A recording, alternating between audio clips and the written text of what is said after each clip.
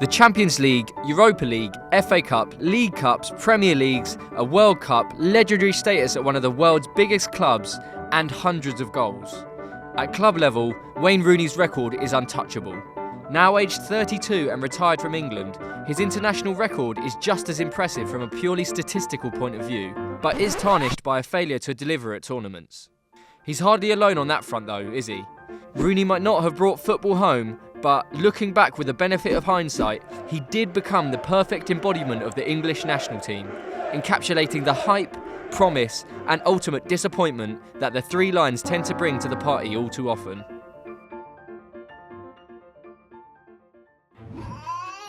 Rooney's international career spanned a transitional period for England, from the "we're actually definitely going to win the bloody World Cup, lads" period, to the "I'm genuinely never watching England again" one.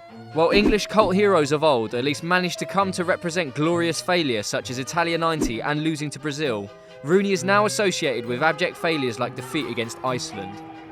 Having become so accustomed to the sight of a lumbering wazza trudging across the pitch after yet another disappointing tournament exit, it's easy to forget just how sensational the start to his England career was.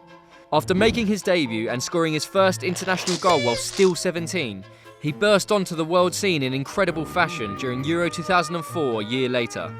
Rooney notched 4 goals in the group stage alone.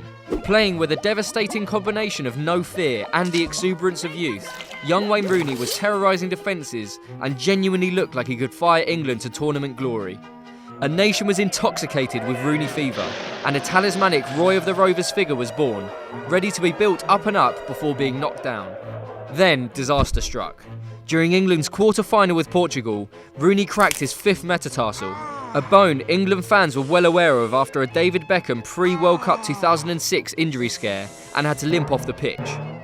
England were eliminated on penalties, naturally, and a crucial part of the hard luck what-if narrative was cemented. The year is 2006, and the England Golden Generation hype train is accelerating at full pelt towards Germany. England navigate the group stage smoothly and battle past Ecuador to set up another quarter-final with Portugal. We all know what happens next. When Rooney stamped on Ricardo Carvalho during World Cup 2006 in Germany, he fell into another classic England golden boy trope, the moment of madness. His very own David Beckham-esque 10 heroic lions, 1 stupid boy moment, which preceded another quarter-final exit. Cristiano Ronaldo's caught-on-camera wink helped to take some of the spotlight and rabid tabloid fury off him, but the incident still helped to establish the hero-villain complex surrounding Rooney and his reputation as a hot-headed and occasionally reckless player. The hype surrounding the still very young forward began to eat itself, and it already looked like he'd never stand a chance of living up to the expectation that surrounded him. England didn't qualify for Euro 2008, but by the time World Cup 2010 came around, Rooney seemed to have graduated to the next level, internalising the recurring, horrible experience of England at major tournaments. After an especially dour and disappointing 0-0 draw against Algeria in South Africa, he looked down a TV camera and said, "It's nice to see your own fans booing you. If that's what loyal support is, for fuck's sake." Bearing the brunt of the intense, unbearable pressure on a group of players not in a position to deliver what a whole nation so desperately craved, aware that the nightmare was repeating itself again, Rooney lashed out.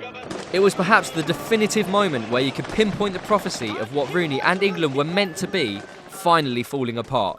Even when he became England's record goalscorer, the achievement was tempered by doubts over the calibre of opposition he'd scored against and his poor record in tournaments.